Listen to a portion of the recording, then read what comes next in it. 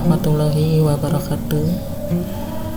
Selamat datang, kita jumpa lagi siswa kelas 8 SMP Negeri 11 dengan mata pelajaran IPS. Sebelum kita lanjutkan ke materi, Ibu ingatkan sekali lagi kepada kalian, sudah pada absen belum? Harus absen lebih dahulu.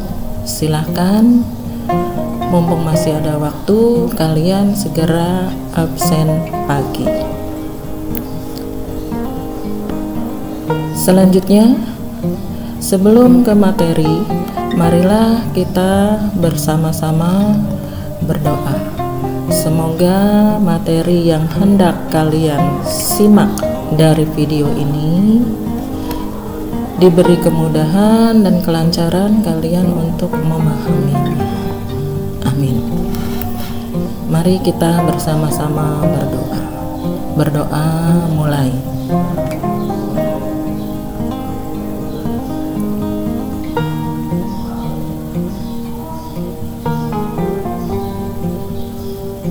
Selesai. Oke, anak-anakku kelas 8. Ibu hendak melanjutkan materi IPS tentang kondisi geografis negara-negara di Asia Tenggara. Yang minggu kemarin sudah dibahas oleh Bapak Bagus tentang karakteristik negara Indonesia, Filipina, dan Kamboja. Ya, Indonesia, Brunei Darussalam, negara Filipina, dan Kamboja.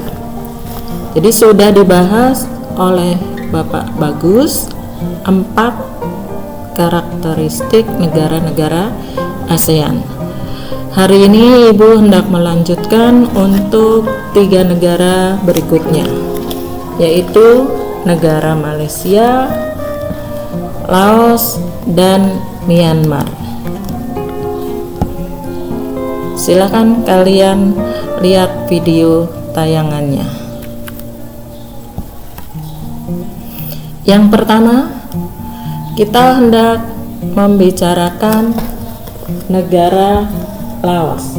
Karakteristik negara Laos.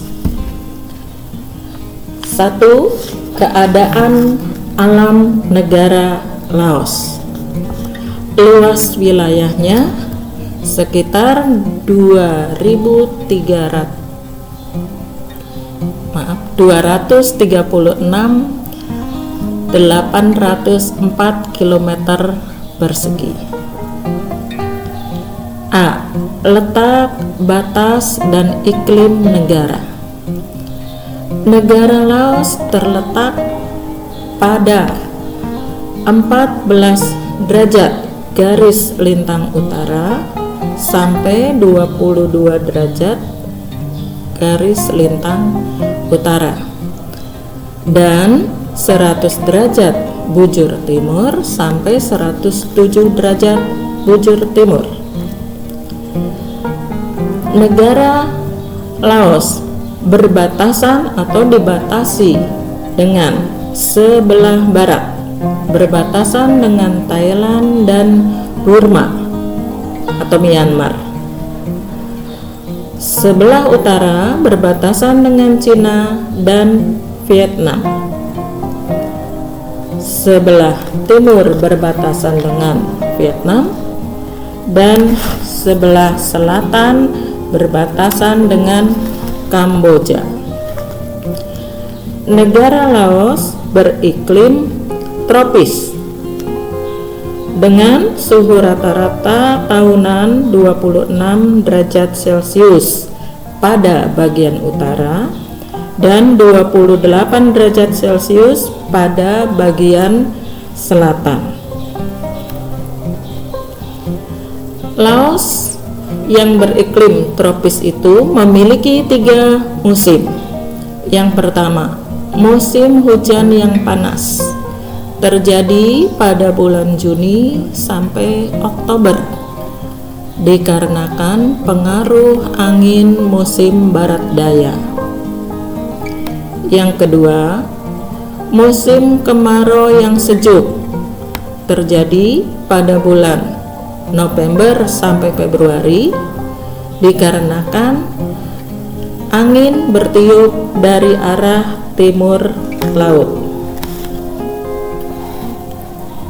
Dan yang ketiga, musim pancaroba yang kering dan panas, terjadi pada bulan Maret sampai dengan Mei, dikarenakan masa peralihan dari musim kemarau ke musim hujan.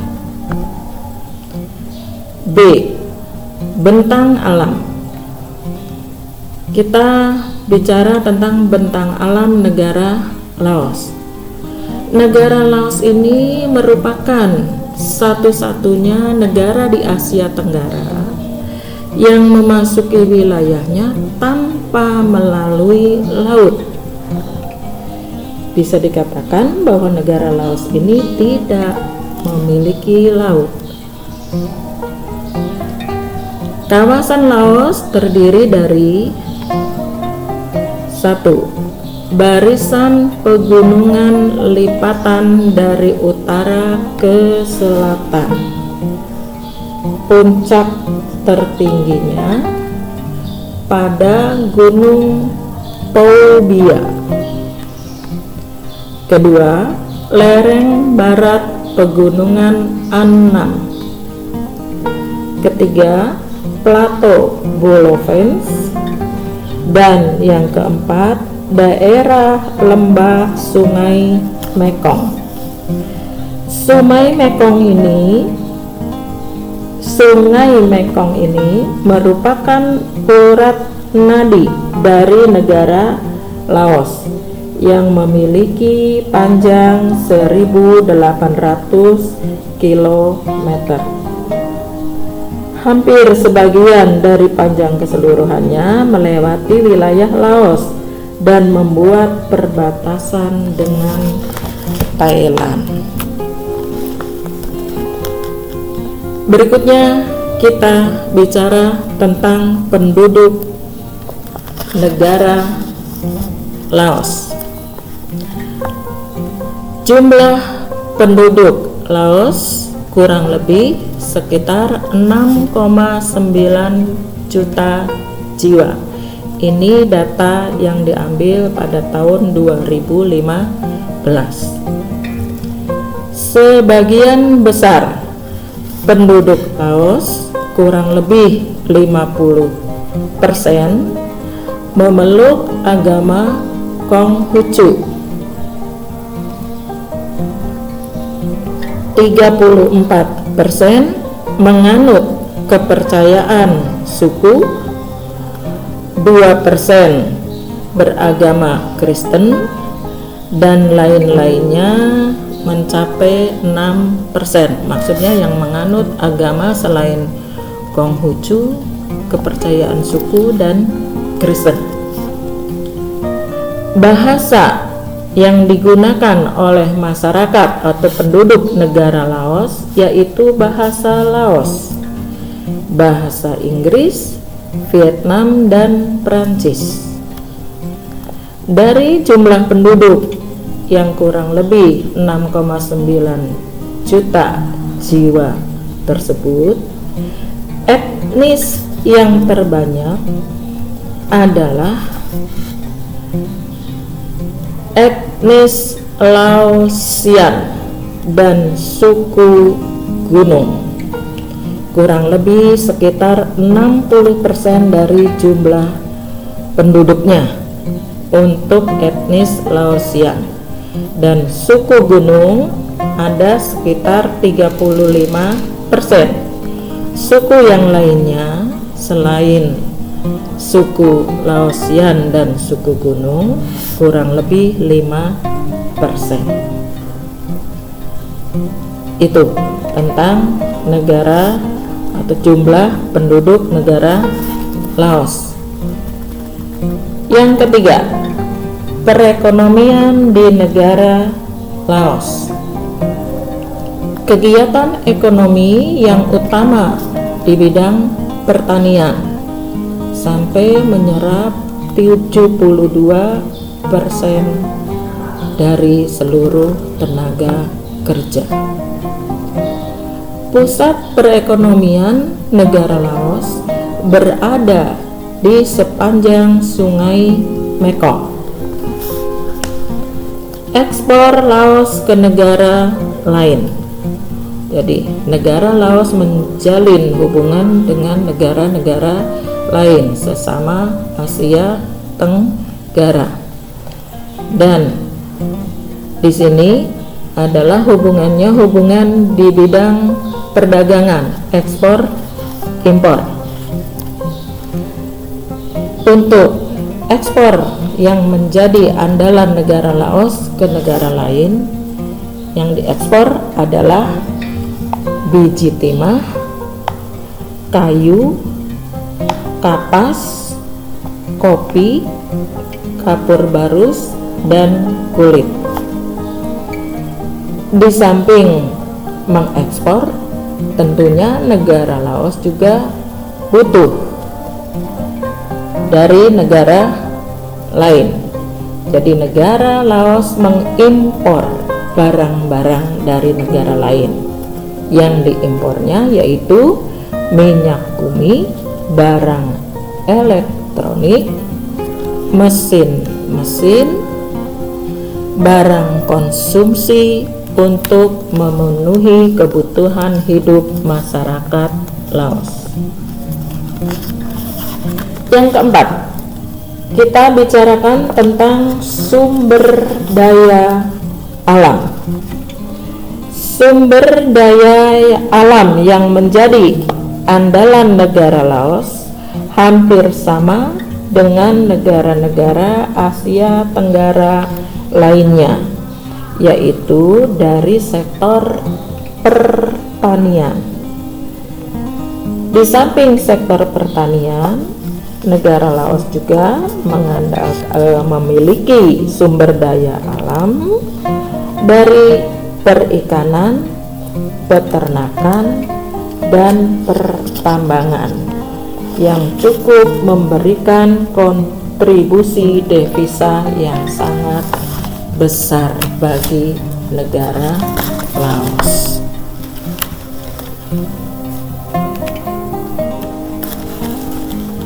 Yang kelima, tentang kerja sama negara Laos. Kerjasama bilateral.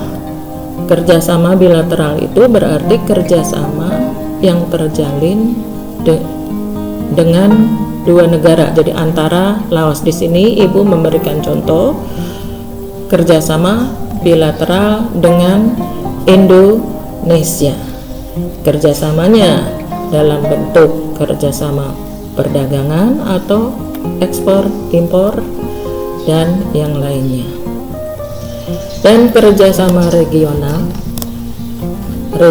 itu berarti wilayah tentunya yang memiliki karakter yang sama dengan negara Laos. Makanya negara Laos bekerja sama secara regional dengan menjadi anggota ASEAN.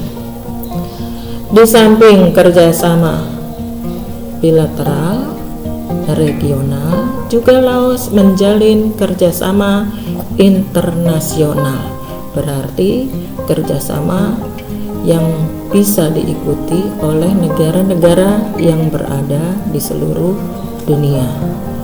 Contoh, Laos menjadi anggota FAO, Food and Agriculture Organization of the United Nations.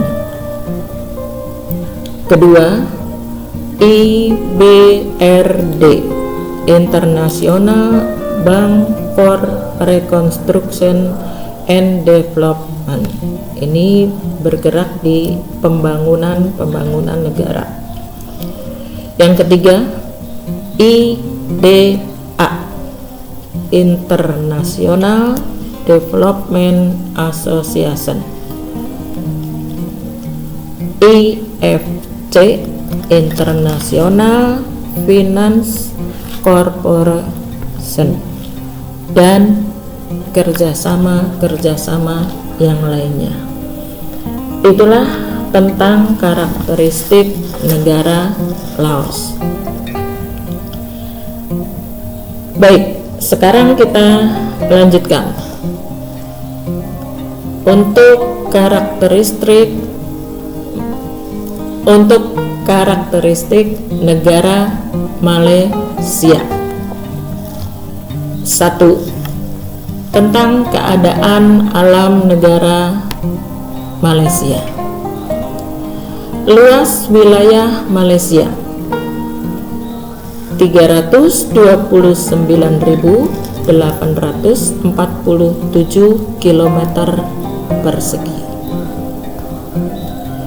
Malaysia terletak pada 1 derajat lintang utara sampai 7 derajat lintang selatan dan 100 derajat bujur timur sampai 120 derajat bujur timur. Batas negara Malaysia. Sebelah barat, Malaysia berbatasan dengan Selat Malaka dan Pulau Sumatera. Sebelah utara, berbatasan dengan Thailand dan Laut Cina Selatan. Sebelah timur, dengan Laut Sulu dan Laut Sulawesi. Dan sebelah selatan, berbatasan dengan Pulau Kalimantan dan Kepulauan Riau.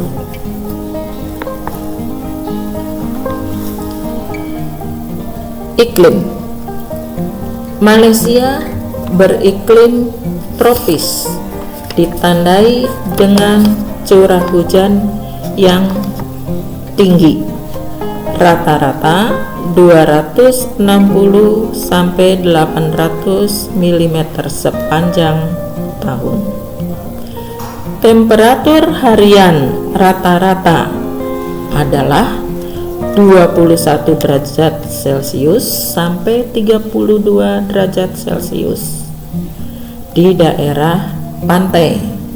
Untuk daerah pegunungan berkisar 12 derajat Celcius sampai 25 derajat Celcius. Bentang alam.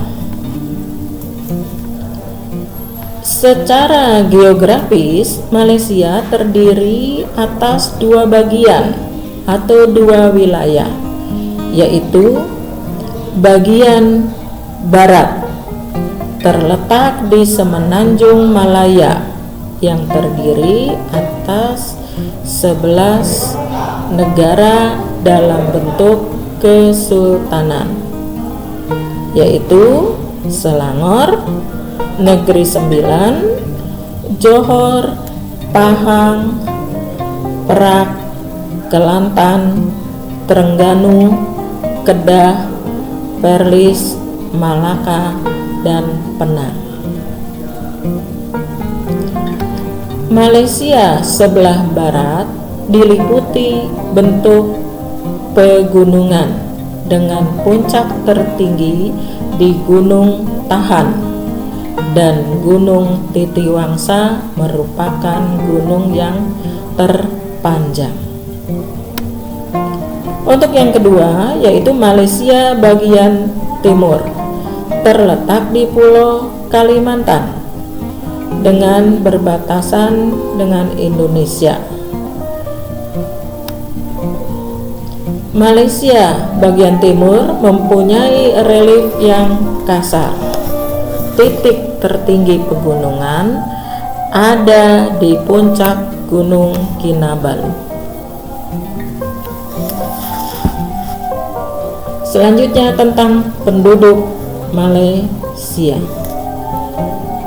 Pada tahun 2015, penduduk Malaysia berjumlah 30,8 juta jiwa. Dari 30,8 juta jiwa itu, penduduk Malaysia terdiri atas orang Melayu atau ras Melayu, kurang lebih 50%. Tiongkok 37%, India 11%, dan sisanya kurang lebih berapa persen? 2%. Itu orang-orang Eurasia, Eropa, dan keturunan bangsa lainnya. Penduduk Malaysia mayoritas beragama Islam, lebih dari 50%. Kemudian disusul oleh agama Buddha 12%, kepercayaan Tiongkok 7%, dan sisanya penduduk Malaysia memeluk agama Kristen, Hindu, dan agama yang lainnya. Perekonomian Malaysia. Perekonomian Malaysia bergantung pada sektor pertanian. Sumber devisa terbesar Malaysia mengandalkan penjualan barang tambang minyak dan gas serta hasil perkebunan karet. Berikutnya tentang sumber daya alam. Sumber daya alam yang dimiliki oleh Malaysia adalah hasil perkebunan. Hasil perkebunan yang terbesar adalah karet. Sebanyak 40% kebutuhan karet dunia dipenuhi atau disuplai oleh Malaysia. Kayu merupakan komoditas yang banyak dihasilkan dari hutan. Pada bidang pertambangan, Malaysia merupakan penghasil timah terbesar di dunia. Barang tambang lain yang dihasilkan selain timah yaitu bauksit, batu bara, besi, tembaga, emas, dan perak. Terakhir, untuk negara Malaysia, yaitu kerjasama Malaysia.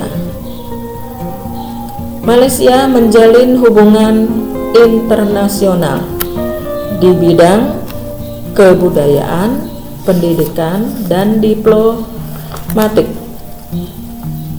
Hubungan bilateral yang dijalin dengan Indonesia di bidang ekonomi terwujud dalam bentuk kegiatan ekspor dan impor, dan juga menjalin kerjasama bilateral di bidang pendidikan.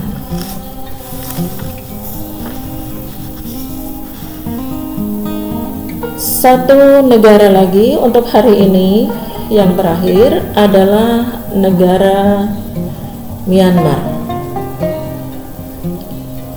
Keadaan alam Myanmar. Luas wilayah 678.036 km persegi. Negara Myanmar terletak di antara 11 derajat garis lintang utara dan 28 derajat lintang selatan dan 92 derajat bujur timur sampai 101 derajat bujur timur. Batas-batas negara Myanmar. Sebelah barat berbatasan dengan Teluk Benggala. Sebelah utara dengan Cina, sebelah timur dengan Laos dan Thailand, sebelah selatan dengan Laut Andaman. Myanmar terbagi dalam 2 musim, yaitu bagian selatan beriklim tropis dan bagian utara beriklim subtropis. Bentang alam Myanmar. Di negara Myanmar ada gunung tertinggi, yaitu Gunung Kakabon-Raji, terletak di bagian paling utara Myanmar yang berbatasan dengan Cina. Dataran rendah di Myanmar membentang mengikuti alur Sungai Irrawaddy dan Sungai Sitang, merupakan dataran rendah aluvial. Daerah aliran Sungai Irrawaddy bermuara di Laut Andaman. Di salah satu dataran rendah terdapat pelatosan dengan ketinggian 900 meter di atas permukaan laut. Penduduk. Jumlah penduduk negara Myanmar 52,1 juta jiwa. Ini data pada tahun 2015. Penduduk Myanmar terdiri dari beberapa etnis, yaitu etnis Tibet, Burma, San, Karen, Tiongkok, dan India.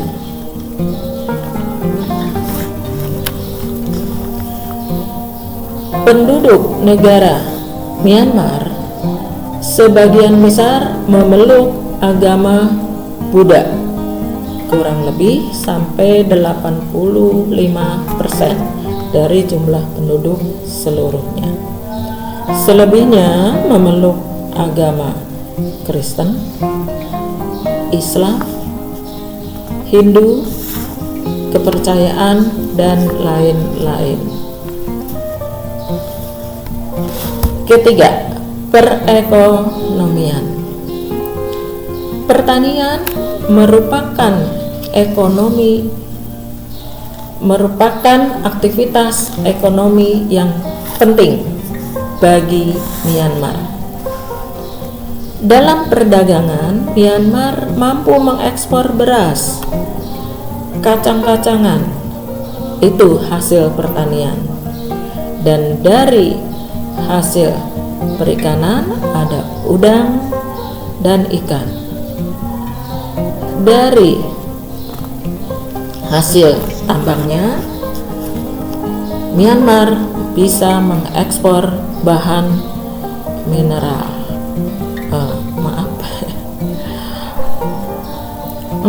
mengekspor batu perhiasan dan gas. Produk yang diimpor Myanmar: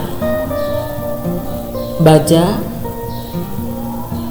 mesin, dan suku cadang kendaraan bermotor, semen, minyak mentah, bahan baku kimia, dan pupuk. Sumber daya alam Myanmar: hasil pertanian, beras, teh yang menghampar di plato San, tembakau ada di bagian utara, tebu, dan sayur-sayuran. Perikanan yang diusahakan di pantai barat, di kota Manhin dan Hantawadi terdapat pusat penelitian perikanan. Di Mergui didirikan sekolah perikanan. Hasil perkebunannya yaitu karet, kayu jati, dan kayu besi. Hasil pertambangan Myanmar: minyak bumi di Chauk dan Panangyung, gas alam di Chauk, timah di pertambangan Tenaserin. Yang terakhir, tentang kerjasama yang dijalin oleh negara Myanmar. Myanmar meningkatkan kerjasama di bidang ekonomi, kebudayaan, pertahanan, keamanan, teknologi, dan bidang-bidang lainnya. Negara-negara pengimpor barang dari Myanmar seperti negara Jerman, Jepang, Singapura, Inggris, dan Amerika Serikat. Ini contoh kerjasama internasional yang dijalin oleh negara Myanmar. Itulah materi dari Ibu untuk hari ini. Setelah selesai, jangan lupa kalian kerjakan tugas yang ada dan tolong kerjakan di link yang sudah disediakan. Ibu ingatkan sekali lagi kepada kalian, kalau sudah membuka link tugas, tolong dikerjakan, dijawab lebih dahulu sebelum kalian klik selesai. Jangan sampai terjadi seperti yang kemarin-kemarin. Kalian buka link mengerjakan tugas, belum dijawab, belum dikerjakan, kalian sudah klik selesai. Akhirnya nilainya 0. Itu saja dari Ibu untuk hari ini. Minggu depan kalian bertemu lagi dengan Bapak Bagus. Dan Ibu akhiri, selamat mengerjakan tugas, selamat belajar di rumah. Jangan lupa tetap jaga kesehatan, pakai masker kalau keluar rumah, dan tetap jaga jarak. Ibu akhiri, wassalamualaikum warahmatullahi wabarakatuh.